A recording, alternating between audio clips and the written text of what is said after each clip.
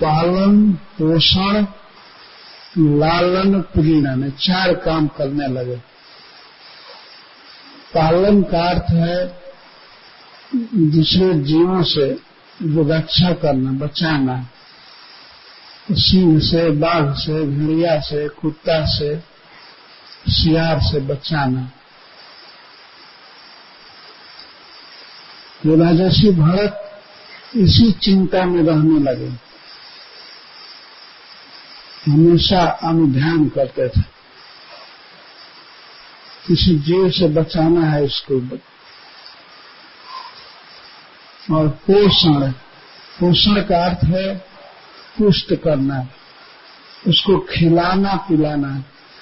जहां जाते थे हरी हरी घास उसके लिए लाते थे, कोमल पत्ता और घास।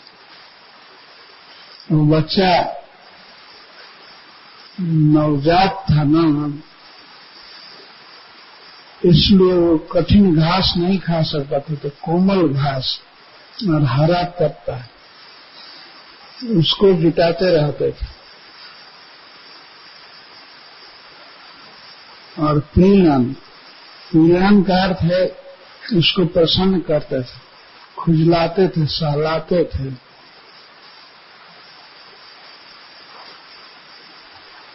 और लालन, लालन करते थे, उसे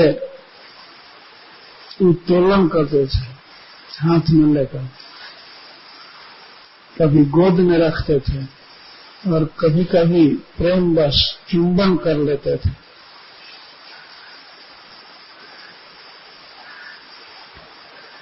सुखदेव जी कहते हैं इन 4 कामों के अनुध्यान, अनुध्यान का अर्थ है पुनः पुनः चिंतन करते थे। यही ध्यान आता था कि कहाँ सुंदर घास मिलेगी, सुंदर पत्ता मिलेगा, कोमल पत्ता, और लेकर के खिलाएंगे उसको। लाते थे, खिलाते थे और सहलाते थे। पर इन कामों में महाराज भरत को ये कभी कभी ध्यान आता था कि ये क्या ठीक मैं कर रहा हूं, तो उनका मन कहता था हाँ ठीक करता। इसमें हमारा जप छूट रहा है, भगवान की पूजा छूट रही है, ये कोई बात नहीं। वे कुछ अपने मन से कल्पना कर लेते थे, ऐसे काम के लिए, ऐसे बच्चे की रक्षा के लिए, जितने शरण में आए हुए की रक्षा के लिए अपना बड़ा से बड़ा स्वार्थ छोड़ दिया जाता है। पहले के संत महात्माओं ने ऐसा किया है। तो मैं ये गलत नहीं कर रहा हूं, सही कर रहा हूं। एक तो आसक्ति कर लिए और दूसरे उसी में फिर महत्व बुद्धि, और कुछ नियम छूट रहा था, वो पालन पोषण प्रीणन लालन करने में कुछ नियम छूट रहा था। तो एक एक दिन करके छूटते छूटते एक एक के बाद आज कुछ जप कम हो गया, तो नियम छूटा, तो 15 कम हुआ, 1 कम हुआ, दूसरे दिन 14 हुआ। इस तरह से धीरे धीरे छूट गया, एक सह,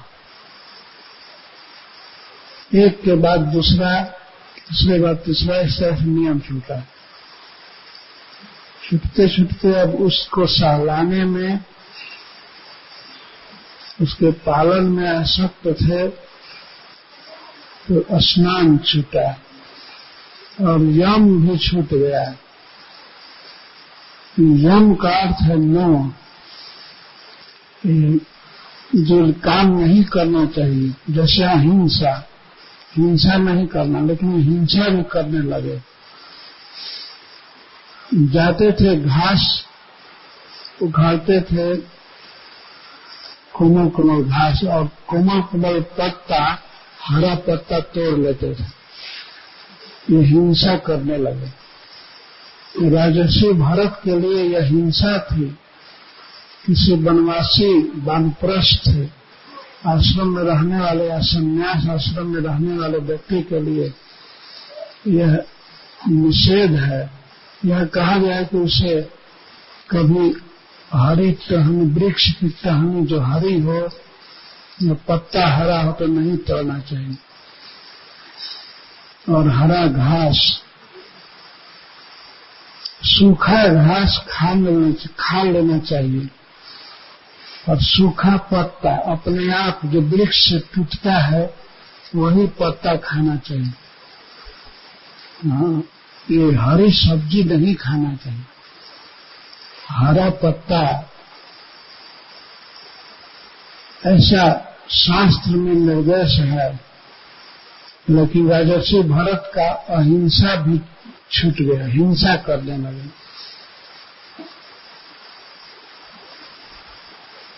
स्नान छूट गया, अहिंसा छूट गई, और वे किसी दिन स्नान नहीं करते थे, और कुछ दिन में तिलक उलक सब छूट गया।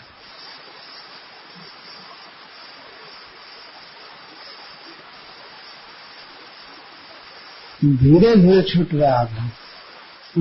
कतिपय न अहर गणे न, कुछ ही दिन में छूट गया, मतलब महीना नहीं लगा। अगर महीना लगा होता तो सुखदेव गोस्वामी कहते कि 1 महीना या 2 महीना, नहीं, कुछ ही दिन में छूट गया, मतलब महीना पूरा होने से पहले ही सब नियम छूट गया। अब उनकी झोली रोने लगी खूंटी पर। श्रील प्रभुपाद कहते थे वृंदावन में कि किसकी झोली रो रही है। झोली अगर टंगी है खूंटी पर तो उसको कहते थे किसकी झोली रो रही है, अर्थात इसमें जप नहीं हो रहा है तो ये बेचारी रो रही है, माला रो रहा है, किसकी झोली रो रही है। ये तुरंत भक्त दौड़ करके लाते थे। तो ये झोली रोनी नहीं चाहिए, इसको हंसाना चाहिए। रोज 16 माला जप कर, हरे कृष्णा कृष्ण कृष्ण हरे हरे।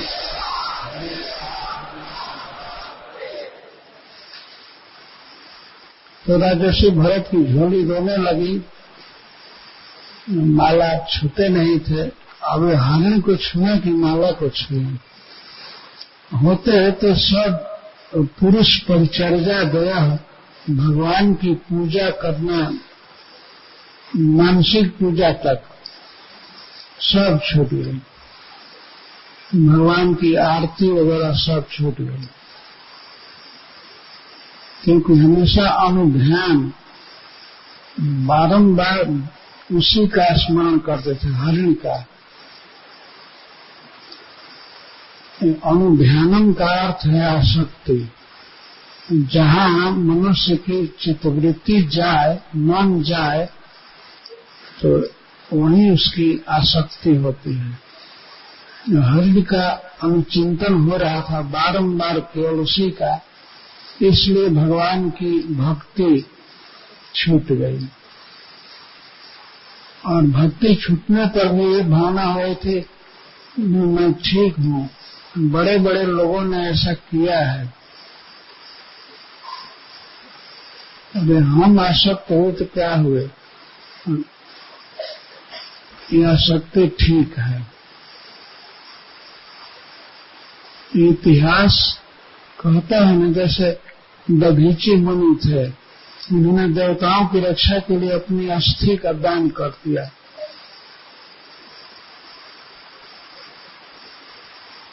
तो मन बहाना खोजता रहता है, कोई न कोई आदर्श मान लगा, हाँ उन्होंने ऐसा किया ऐसा किया। तो इस हरिण बच्चे के कारण मेरा स्वार्थ नष्ट हो रहा है, भजन छूट रहा है, तो उन्होंने ऐसा सोचा भजन तो करना ही है, कल कर लेंगे। और बच्चा धीरे धीरे बड़ा हो गया, फिर भी वही आसक्ति। बच्चा बड़ा हो गया तो अब अपने से जा सकता था ना घास चरने, तो उसका चिंतन क्या करना है, या सिंह आदि के आक्रमण से अपने को बचा भी सकता था, इधर उधर भाग सकता था। और नहीं भी बचे तो क्या ये घर छोड़ करके आए हैं जंगल में पशु बचाने के लिए? ये तो प्रकृति का नियम है, जो बलवान है वो खाता रहता है छोटे छोटे जीवों को। तो प्रकृति के नियम को बदलने आए हैं, भजन करने आए हैं ना। और आसक्ति बस वे ऐसा सोचते थे। महाभारत में एक संवाद में इसको व्यक्त किया गया है कि सत्य बड़ा है कि दया बड़ी है। ये नहुष महाराज ने पूछा है। नहुष जो सर्प बन गए थे, उनकी युधिष्ठिर महाराज से भेंट हुई थी, वो भीम को पकड़ लिए थे। तो महाराज युधिष्ठिर से पूछा गया कि सत्य बड़ा है कि दया बड़ी है? महाराज युधिष्ठिर कहते हैं कि अपने अपने स्थान पर दोनों बड़े हैं। देश काल परिस्थिति से पता चलेगा कि कौन बड़ा है। जैसे मान लीजिए इस मंदिर में मंगला आरती चल रही है या कभी आरती चल रही है, पूजा चल रही है, और पुजारी पूजा में तत्पर है, ये सत्य है। भगवान की भक्ति करना, भगवान का नाम जपना, ये सत्य है। और उसी समय कोई भक्त गिर जाए मंदिर में, उसको उठाना जरूरी हो, तो पुजारी को क्या करना चाहिए उस समय? वो सोचे कि पूजा छोड़ना ठीक नहीं है, इसको उठाना ठीक नहीं है, भले मर जाए कुछ भी हो। तो उस समय पूजा को रोक करके और उस भक्त की रक्षा करना, उठाना और फोन करके एम्बुलेंस मंगाना, यह दया है, ये बड़ी हो जाएगी। परंतु वो सब समय बड़ी नहीं रहेगी। सब समय भगवान का भजन ही बड़ा रहेगा, जिसको सत्य कहा गया है। अब इसका मतलब ये नहीं कि वो एम्बुलेंस लेकर के घुमा करे शहर में, कहाँ कौन गिर रहा है, कौन लंगड़ा है, कौन कैसा है। हर एक समय दया बड़ी नहीं रहती है, विशेष परिस्थिति में दया बड़ी हो जाती है। और सब समय सत्य बड़ा रहता है, सब समय भगवान का भजन बड़ा है।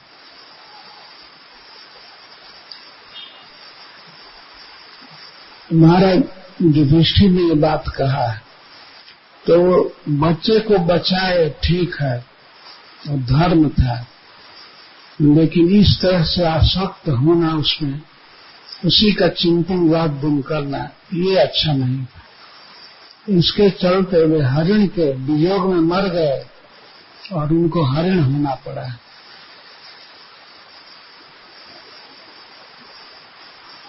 विश्वनाथ चक्रवर्ती ठाकुर कहते हैं कि दयाम अपनी तेजत भक्ति बाधनी नीति दर्शन। भगवान कृष्ण ने दिखाया कि यदि दया भी भक्ति में बाधा देने वाली है तो उसको छोड़ देना चाहिए। दया एक बहुत बड़ा गुण है मनुष्य में,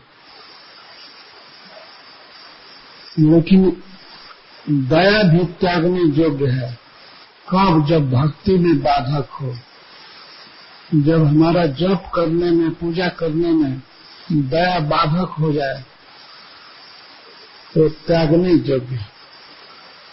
भगवान कृष्ण ने इसीलिए मृग का पोषण करवाया राजर्षि भरत से। तो पोषण किए, लेकिन कृष्ण चतुर्मा अम्ब भी कृष्ण चतुरता के सागर हैं। उन्होंने राजर्षि भरत से हरिण का पोषण करवाया, लेकिन बाद में महाराज भरत को पश्चाताप के सागर में डाल दिया। अनुतापाम बुधौ छित्वा। अनुताप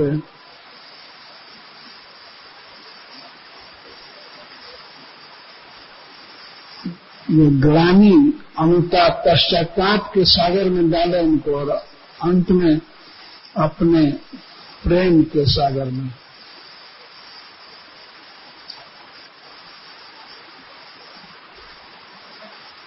राजर्षि भरत का हित किए भगवान कृष्ण। वो हरिण में आसक्त हो गए। जब उनको हरिण का शरीर मिला तब महान शोक में, अनुताप में डूब गए। बहुत अफसोस हो रहा था कि मैं गिर गया, इतने बड़े ऊंचाई से मैं भगवान की प्रेमा भक्ति को प्राप्त कर चुका था, लेकिन यहाँ से गिर गया। राज छोड़कर, स्त्री पुत्र छोड़कर सब वन में गया था और मैं हरिण में आसक्त हो गया। उनको इतना बुरा लग रहा था कि ये हरिण जो बने तो अपनी जन्मभूमि को तुरंत त्याग दिए। जहाँ राजर्षि भरत का जन्म हुआ था हरिण के रूप में, उस जन्मभूमि को त्याग दिए। वो हरिण अपना घर, मतलब जिस जंगल में रहता था वो जंगल छोड़ दिया,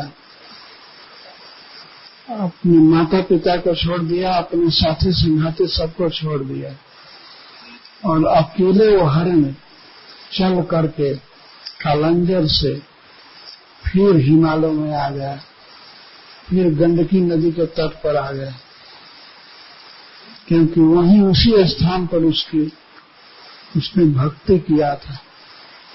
राजर्षि भरत को ये बात याद थी, प्रत्यक्ष जैसी, इसलिए बहुत अनुताप में पड़ गए, पश्चाताप में।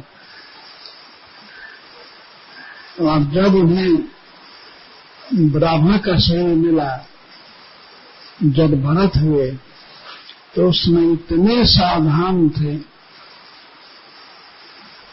कि वे कोई भी योग्यता नहीं दिखाते थे। उनके पिता सोचते थे कि ये पढ़ लिख जाएगा, ब्राह्मण का काम करेगा, संध्या बंदन आदि सीख जाए, परंतु वो 4 महीना पढ़ाए, 4 महीना रटवाए, परंतु वो सब कुछ जानते थे, पर शुद्ध उच्चारण नहीं सीख पाए। गायत्री 4 महीना रटवाने के बाद भी ओम भोर भुआ बोलना होता था तो भों भों भों ये कर देते। क्यों ऐसा करते थे?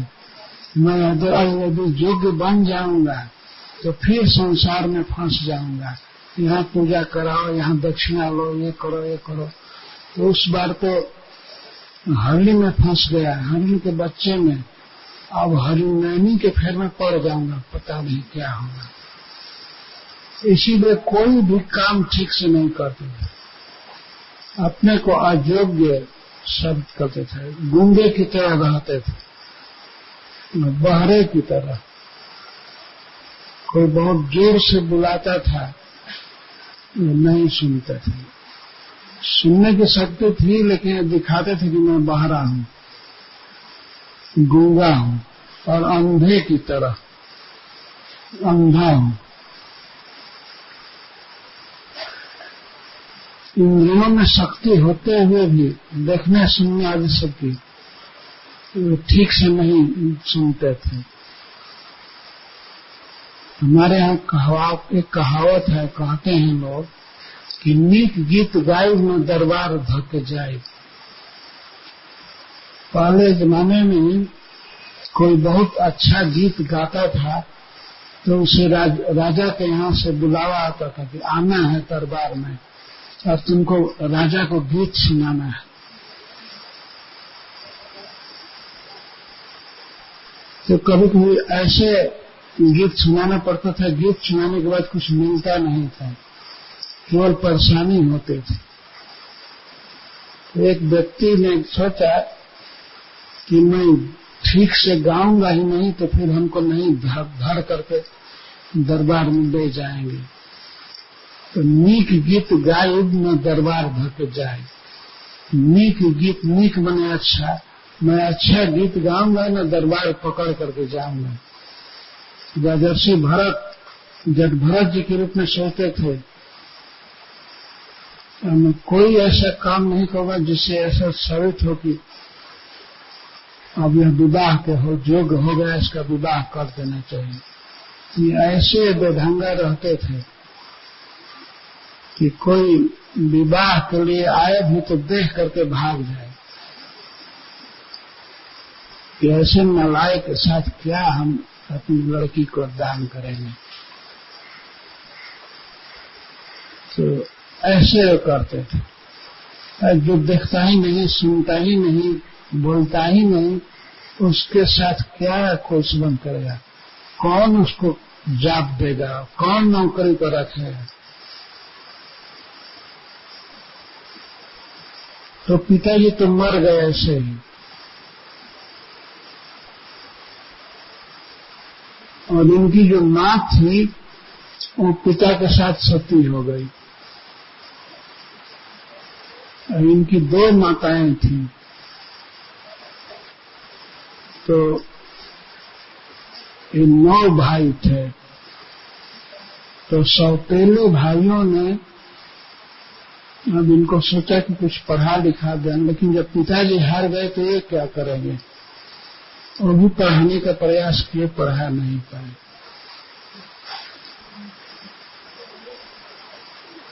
और ये भोजन तो चाहिए, तो ये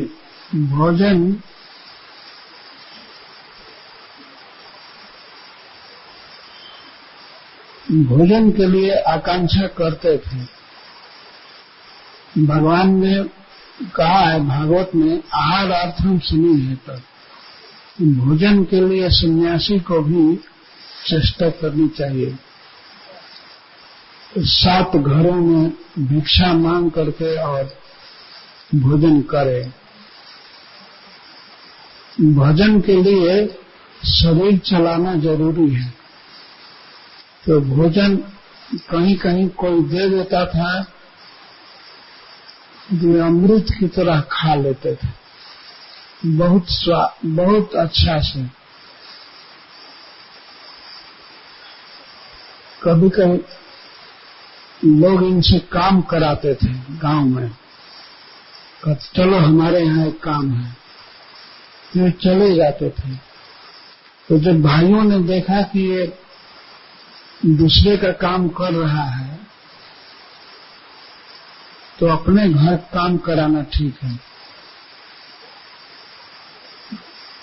तो धान के खेत में जो जानते हैं खेती करना, और देखते हैं कि ये पहले मिट्टी को पानी डालकर सॉफ्ट करना पड़ता है, और कहाँ भूमि ऊंच है कहाँ नीच है। नीच जहाँ भूमि है वहां पर ऊंची भूमि से फावड़ा से काट करके मिट्टी डालते हैं। इनको लगाते थे काम करने के लिए, लेकिन जहाँ नीच है वहां और खान करके नीच कर देते थे। और जहाँ ऊंच होता था वहाँ और ऊंचा, इसलिए भाइयों ने सोचा तो बेकार है, ये कोई काम नहीं करा, ये केवल फसल की रक्षा कर सकता है। जैसे निर्मल पुरुष बनाते हैं ना, खेतों में आप लोगों ने देखा होगा कि वो घास का पुरुष बना देते हैं, कोई फटा पुराना कपड़ा पहना देते हैं, जिसे नीलगाय या सुअर समझे कि आदमी खड़ा है तो नहीं आते हैं, भाग जाते हैं। तो इसी काम को उन्होंने सोचा भाइयों ने, ये तो अच्छा है, इसी को बैठा दिया जाए, ये तो जीवित है न। हम लोग कहते थे कि कोई पशु आवे तो तुम बोलना, लेकिन बोलना तो जानते ही थे, गूंगा थे, कहाँ से बोले। बैठे रहते थे खेत पर, और गांव से बहुत दूर खेत पर बैठे रहते थे, किसी जीव को कभी हटाते नहीं थे। तो घटना घट गई, एक शूद्रों का राजा था, नीच जाति का जंगली व्यक्ति, उसको कोई बेटा नहीं हो रहा था। तो बेटा प्राप्त करने के लिए, पुत्र प्राप्त करने के लिए वो काली माता की पूजा किया। तो काली जी को वो नर बलि देना चाहता था। अपनी मान्यता के अनुसार ये तमोगुणी चीज है, लेकिन वही वो करता था। तो जिस व्यक्ति को बलि देना था वो व्यक्ति किसी तरह से हाथ से जैसे बंधन काट करके भाग गया। उसको पता चल गया कि हमको मारेंगे लोग, बलि देंगे, तो भाग गया। अब किसको बलि दें, तब खुद उस डाकू के, उस शूद्र के आदमी खोजने लगे उस व्यक्ति को, इधर उधर टाप जला करके जहां तहां खोज रहे थे, कहाँ भागा। वो भागा तो भागा, तो जान बची तो लाखों पाए। रात्रि का समय था, खोज रहे थे उस व्यक्ति को, तो वो तो नहीं मिला, जब भरत जी मिल गए। टॉर्च जला करके उन लोगों ने देखा, बिल्कुल शरीर ठीक है, कोई विकलांग नहीं है। अंगुली में अगर कहीं कटा छींटा होता तो वो बलि नहीं दी जाती। तो रंग सब ठीक है और बिल्कुल बैल की तरह है, हिष्ट पुष्ट शरीर है। इसमें तो बहुत खून निकलेगा, इसको ले चलो। तो लोग कहे कि पकड़ लिए और ले चले। इसमें लोग बहुत प्रसन्न थे, बहुत हैरान हुए थे उस पुरुष को खोजने के लिए, लेकिन ये मिल गया तो बहुत खुश हुए। बांध करके ले गए, खूब अच्छा से बांध लिए।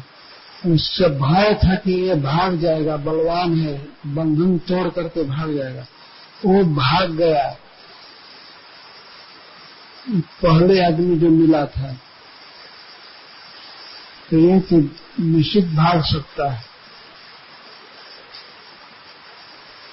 लेकिन वो लोग आपस में बातचीत कर रहे थे। यह माता काली के लिए अच्छा पुरुष है, इसकी बलि देंगे। सब सुन रहे थे जब भरत जी, लेकिन फिर भी तैयार हो गए चलने के। वो लेकर के आए काली जी के मंदिर में, रात्रि का समय था, और वहां इनको ला करके अपने विधि से सब गाना बजाना, हाको डाको सब किए, खूब गा रहे थे। बहुत खुश थे गाना गाने वाले कि आज गाएंगे माता जी के दरबार में फेस्टिवल है और हमको मनुष्य का गरम गरम खून और मांस खाने को मिलेगा, इसलिए बहुत प्रसन्न थे। तो उन डाकुओं का जो पुरोहित था वो भी एक शूद्र था, वो ब्राह्मण नहीं था। वो पुरोहित तलवार को तीखा कर रहा था, उसे फरगा रहा था, शान ढा रहा था, क्योंकि ऐसी मान्यता है कि एक बार में उस पशु का मस्तक कट जाना चाहिए। जिसकी बलि देनी है उसको एक बार में कट जाना चाहिए।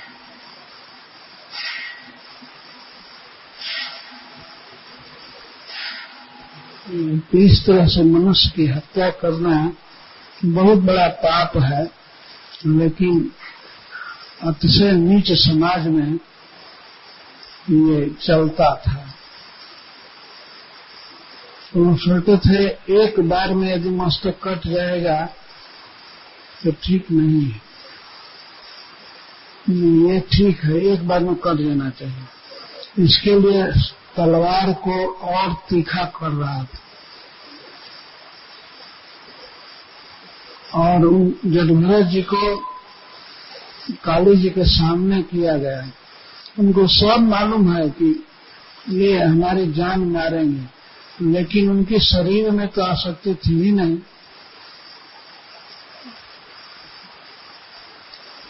तो उनको सब पकवान खिला रहे थे, लाल कपड़ा एक रंगा पहनाए, माला डाले और पुआ पूड़ी चना जो कुछ खाने को दिए तो सब खा लिए, अच्छा से खा लिए। और इसके बाद बैठाए और ये बोले सावधान, सब लोगों को देखने के लिए कहे अब इसका मस्तक काटा जाएगा। 1 2 3 बोल करके वो पुरोहित ज्यों तलवार मारना चाहा, त्यों माता काली जी मूर्ति में से प्रकट हो गई, मूर्ति फोड़ करके प्रकट हो गई और उस पुरोहित के, उस शूद्र के तलवार को छीन करके और सबसे पहले उसी का मस्तक काटा।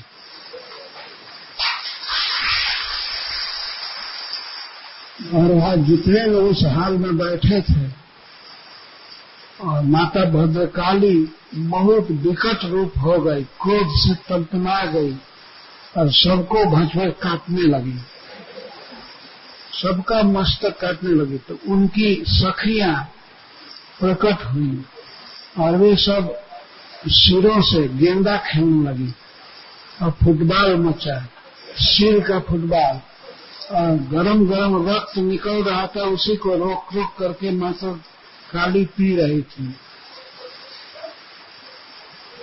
उन हिंसकों को मार दी।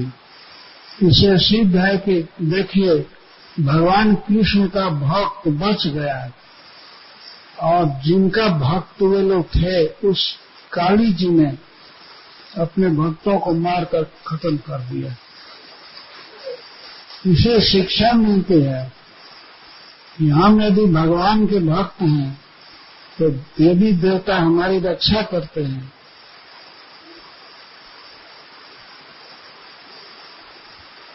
भगवान शिव, काली जी, ये सभी उनकी रक्षा करते हैं जो भगवान के भक्त हैं।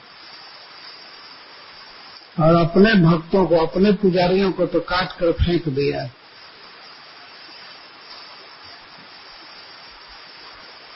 जब कोई व्यक्ति किसी वैष्णव को मारना चाहता है तो वो वही मार दिया जाता है, वो नहीं मरता, वैष्णव नहीं मरता है।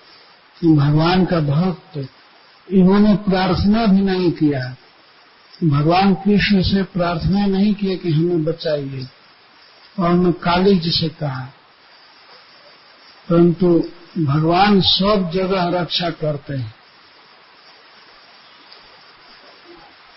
सभी वस्तुओं में है, सब जगह है। जिस तलवार से इनको मारा जा रहा था उस तलवार में भी भगवान थे।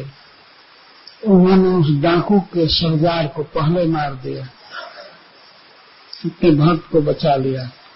तो इस तरह से शरीर काटने का अवसर आने पर भी राजर्षि भरत घबराए नहीं और इतना सावधान थे, देह से परे थे, भगवान में इनका चित्त लगा हुआ।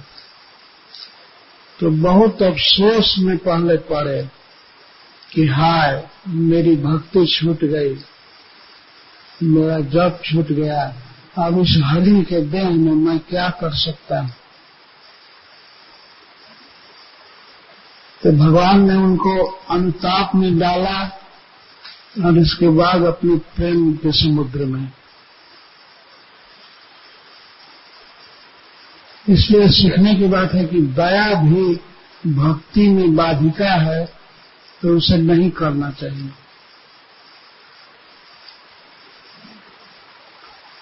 राजर्षि भरत तो विरक्त हो चुके थे, वन में चले गए थे और वहां भी उन्होंने दया दिखाई। दया अच्छा काम है, लेकिन भक्ति में बाधक दया हो तो वो तो नरक है। इसी तरह से बच्चों से, पत्नी से स्नेह करना ये स्वाभाविक है, लेकिन उसकी कुछ सीमा होनी चाहिए। भक्ति के समय उनकी आसक्ति ठीक नहीं है। जैसे हम लोग दाल में नमक डालते हैं तो काम भर डालें तो स्वाद बढ़ता है, सब्जी या दाल का स्वाद बढ़ता है। लेकिन जहाँ 50 ग्राम डालना है और 1 किलो दाल देंगे तो क्या होगा, वो दाल भी फेंकनी पड़ेगी। तो इसी तरह बच्चे से स्नेह ठीक है, लेकिन ज्यादा नहीं। यथार्थ जो जितना जो है उतना ही स्नेह करें, अधिक करेंगे तो मरेंगे। तो इसे सीखना चाहिए।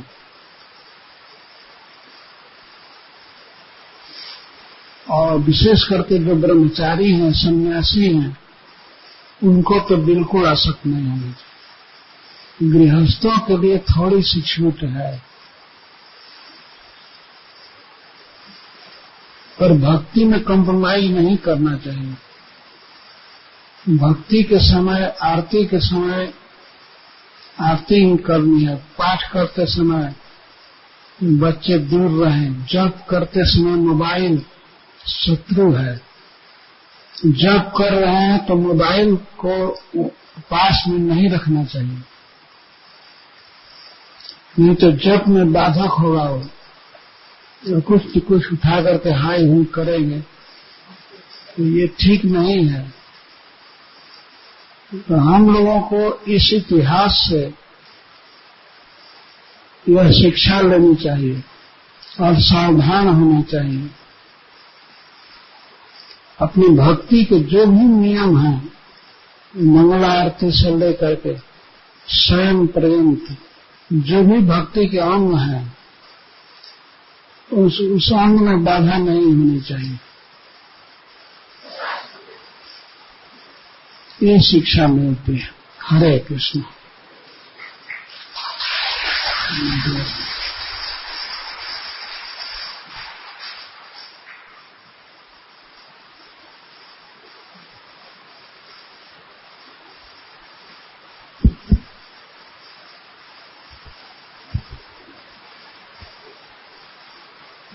कोई प्रश्न है?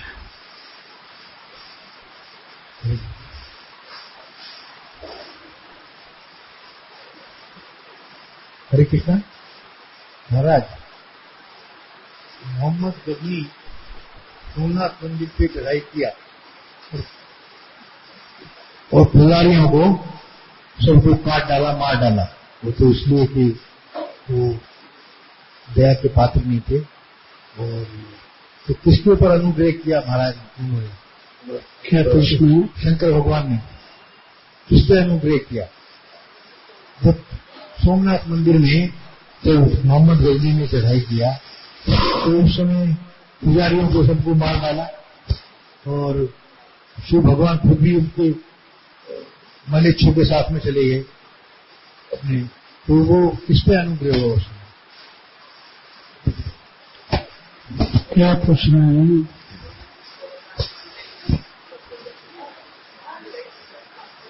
तो पुजारियों को मार करके सब लूट ले गया, तो शिव जी क्यों नहीं रक्षा की? प्रश्न।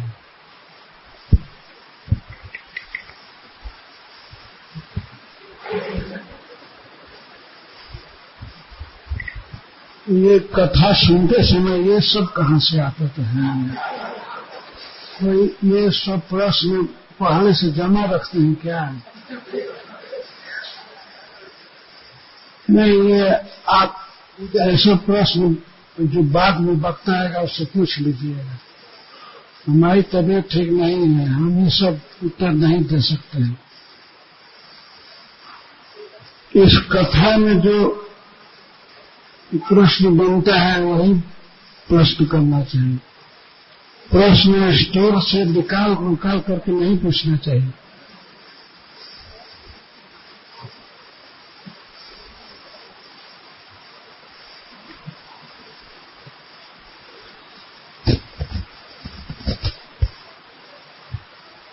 हरे कृष्ण महाराज जी, जब भरत महाराज हिरण के शरीर में थे उस समय भी उनकी चेतना पूर्ण कृष्ण भावना भावित होने सब याद था, तो जब उन्होंने हिरण का शरीर त्यागा तो भगवत भान क्यों नहीं गए? नहीं, ब्राह्मण का शरीर इसमें दिया गया कि और अधिक पक्का हो जाए।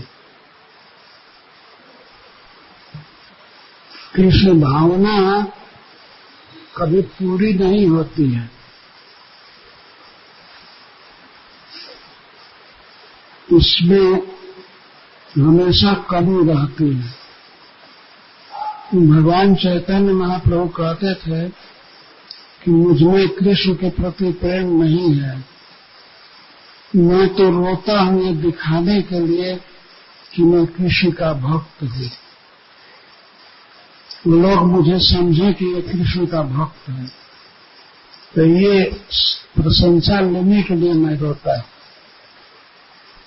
उनके लिए यह ठीक नहीं है, लेकिन प्रेम प्राप्ति या भगवान की भावना में हमेशा उत्कर्ष है, नित्य नवायमान है, यह नित्य नया बढ़ता रहता है।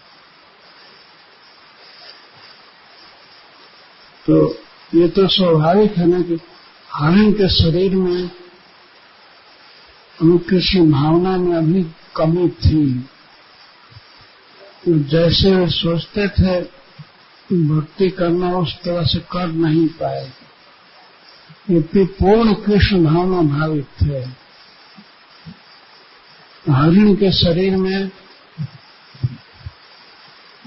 कभी हरा पत्ता नहीं खाए, हरी घास नहीं खाए, सूखा पत्ता खाते थे और सूखी घास, और वो भी जहां जन्म हुआ उसका त्याग कर दिए उस स्थान पर, अब चले आए हिमालय।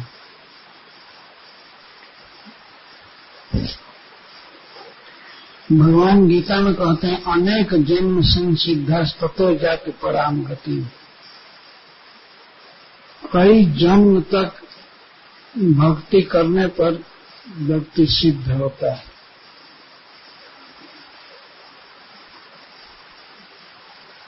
और भक्ति करना परम सुखमय है, इसीलिए शरीर ग्रहण करने में कोई आपत्ति नहीं होती है, आनंद आता है। राजर्षि भरत ने जब हरिण शरीर प्राप्त किया तो वे कालंजर पर्वत से चले गए पुलहासन, और वहां गंडकी में डूब करके सुसाइड किए, हरिण शरीर छोड़े। वो जानते थे इसके बाद जन्म मिलेगा, और ये भी जानते थे कि हरिण का चिंतन करके मरा, हरिण के वियोग में तो हरिण बना, अब ऐसा नहीं करूंगा। भक्ति के कार्यों में व्यस्त रह करके वो शरीर छोड़े, जप करते हुए, भगवान का स्मरण करते हुए, तब उन्हें मनुष्य का शरीर प्राप्त हुआ। और उस मनुष्य शरीर में भी परम श्रेष्ठ शरीर, ब्राह्मण का शरीर।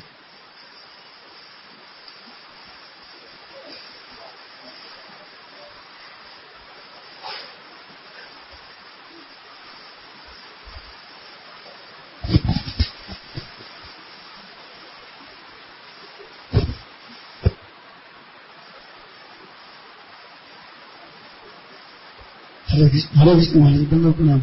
महाराज, जैसे ब्राह्मण शरीर होने से अच्छा है, कभी कभी कोई लोगों को बोलते हैं कि ब्राह्मण तो अच्छा है, लेकिन कैसे युग में ये बोले थे ना कि हमको ब्राह्मण, एक बुक में लिखा है कि जो कॉलेज में ब्राह्मण है वो सब असुर कुल में जन्म थे, असुर लोग कॉलेज में ब्राह्मण जन्म लिए। जो लोग असुर लोग थे तृतीय युग में, वो सब कॉलेज में ब्राह्मण के जन्म लिए। तो कैसे हम बोल सकते हैं, क्या बोल सकते हैं? तो हम लोग क्या असुर लोग हैं?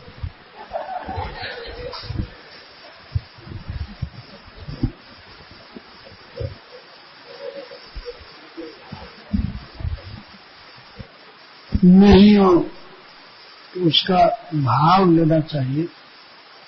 जो ब्राह्मण होकर के भी गलत काम करते हैं, असुर जैसा काम करते हैं, तो पहले वे असुर हैं, पहले रहे हैं असुर। जैसे कसाई खाना खोलना, ये ब्राह्मण का काम नहीं है ना, असुर का काम है। लेकिन हमारे देश में सबसे पहले जो प्राइम मिनिस्टर बने थे, उन्होंने 4 कसाई खाना खोला। दिल्ली, बंबई और चेन्नई, कोलकाता, 4 स्थान पर। अमेरिका का राष्ट्रपति आया था यहाँ और उसने सलाह दिया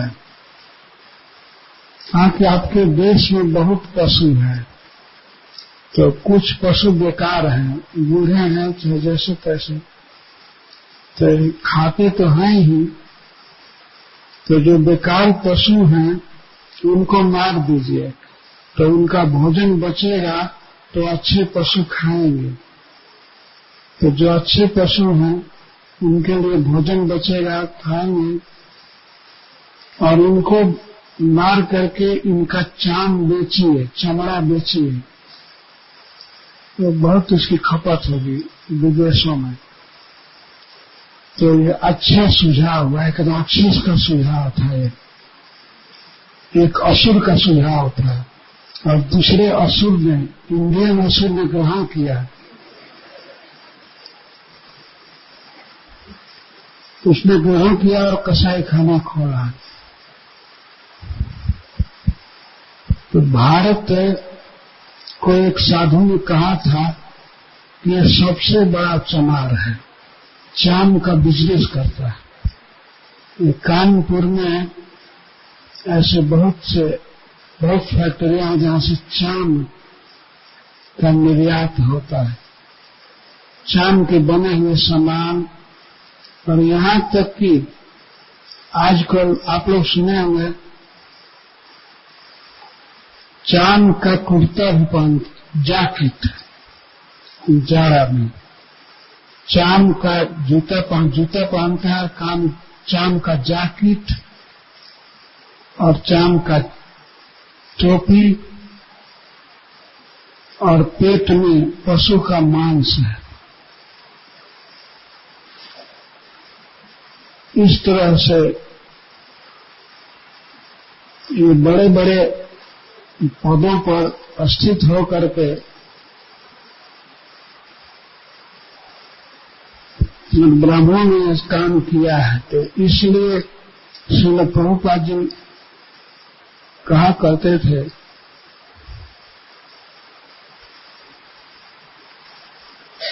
ब्राह्मण सब असुर जोनि में थे पहले, और वही आसुरी स्वभाव अभी भी है, पर उसका केवल भाव है। वास्तविक क्या स्थिति है कि जो पहले असुर होता है तो असुर जोनि में जन्म लेता है। ततो जानते अभिमान गति, भगवान ने कहा है आसुरीन जोनि ना पन्ना मीढ़ा जन्मनी जन्मनी। जो असुर लोग होते हैं वे और नीचे नीचे जोनियों में जाते हैं। तो असुरों को ब्राह्मण का शरीर नहीं मिलेगा, परंतु फिर भी ब्राह्मण शरीर में भी ये पाप करके देखे जाते हैं, तो अनुमान होता है कि ये असुर हैं, पहले असुर थे। पर इसको हूबहू नहीं मान लिया जाएगा कि असुर सब ब्राह्मण शरीर में आए, सभी ब्राह्मणों को असुर मान लिया जाए।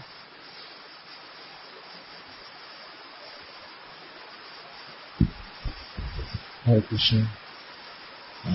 असुर के लक्षण ब्राह्मणों में देखे जाते हैं। हम बड़े हैं, हम महान हैं, और असुरों के कार्य में लगे रहते हैं। तो ये श्रील प्रभुपाद जी के द्वारा जो आंदोलन चालू किया गया हमारे देश में, जो अमेरिका से इंग्लैंड से आया अपने देश में, तो यहाँ आने पर सबसे ज्यादा विरोध ब्राह्मणों ने किया। और उन्होंने कहा कि नहीं, हम लोग ब्राह्मण हैं, जन्म से ब्राह्मण होता है, ऐसे बिना शरीर बदले ब्राह्मण नहीं बना जा सकता। पर श्रील प्रभुपाद जी शास्त्र और संतों के आदर्श से बोल रहे थे, उन्होंने ब्राह्मण बनाया है अमेरिकन लोगों को, यूरोप के लोगों को, और यहाँ भी जो जन्म से ब्राह्मण नहीं थे उनको ब्राह्मण बनाए, और सच्चे ब्राह्मण बनाए। केवल नाम के ब्राह्मण नहीं, जो सफाई से रहते हैं, अच्छे ब्राह्मण, मन में शांति रहती है, क्रोध नहीं करते हैं, भगवान की भक्ति में रहते हैं, परोपकार में रहते हैं, प्रचार में। तो इस तरह से प्रभुपाद जी ने ब्राह्मण बनाया।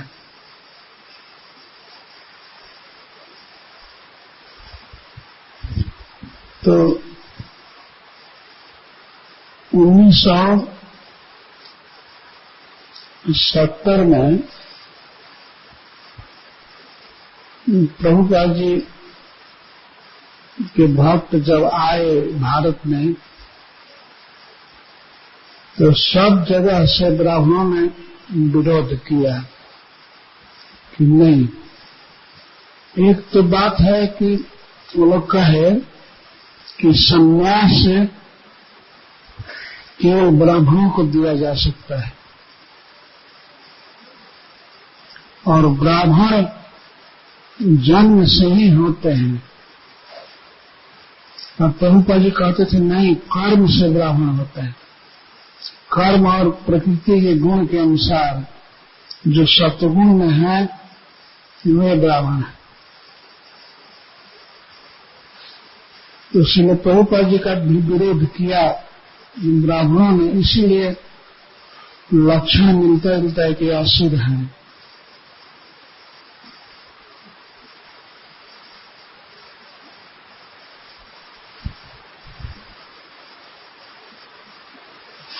हरे कृष्ण महाराज। जय भारत महाराज का जो विशेषता यहाँ दिखाई दे रही है साधारणतः महाराज भरत महाराज का एक जो अनर्थ का प्रकाश हो रही है विष्णु चक्रवर्ती पाद के अनुसार हृदय दौर्बल्य। विष्णु चक्रवर्ती पाद की माधुर्य कादम्बिनी ग्रंथ में कहे हैं कि अनर्थ निवृत्ति का आत्यंतिकी स्तर अर्थात हृदय दौर्बल्य का आत्यंतिकी स्तर आसक्ति स्तर में ही हो जाते हैं। तो मेरा प्रश्न ये है कि तब करीब प्रेम स्तर में पहुंचने वाले एक व्यक्ति, उनका जीवन में इस प्रकार हृदय का दुबलापन जैसे अनर्थ जिसका आत्यंतिक निवृत्ति आसक्ति स्तर में ही हो जाते हैं, वो कैसे वापस आते हैं ऐसे उन्नत मार्ग स्तर पे? कृपा करके बताएंगे। यहाँ तो यही दिखाया गया है, बहुत ऊंचे स्तर पर गए हुए व्यक्ति की आसक्ति हो गई हारिन में। असल में कभी कभी भ्रम हो जाता है कि जैसे राजर्षि भरत को भ्रम हो गया कि हारिन बच्चा को बचाना, रक्षा करना, खिलाना पिलाना यही हमारा कर्तव्य है। और उसके चलते भक्ति के अंगों के प्रति उदासीनता होने लगी। यह तो बात स्पष्ट है कि इतने आसक्त थे भगवान में कि उसके लिए उन्होंने राज छोड़ दिया, परिवार छोड़ दिया।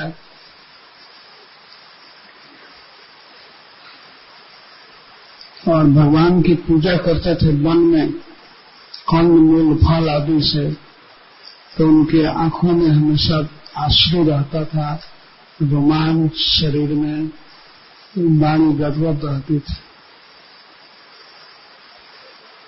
पर उस अवस्था से वे गिर गए। तो चक्रवर्ती पाद जी के अनुसार तो यही सिद्ध होता है कि भगवान ने किया शिक्षा देने के लिए, लेकिन केवल हम लोग यह बात कहें तो ये इससे फायदा नहीं होगा कि कृष्ण ने किया। कृष्ण उनको डाल दिए अनुताप में, अफसोस के समुद्र में डाल दिए किया तो कृष्ण ने वास्तव में। लेकिन फिर भी श्रील प्रभुपाद जी कहते हैं अपनी असावधानी से कृष्ण भावना से स्खलित हो गए, तो यही ज्यादा उपयोगी है हम सबके लिए।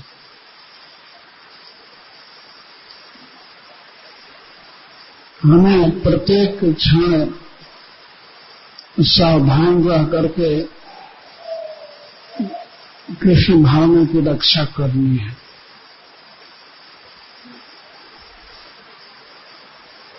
और दया भी हो, देखने में लगता है कि ये बड़ा अच्छा काम है, लेकिन उसे भी छोड़ा जा सकता है भक्ति की रक्षा के लिए। भक्ति में बाधक धर्म को त्याग देना चाहिए। तो यही प्रभुपाद जी कहते हैं और सभी आचार्य लोग यही कहते हैं।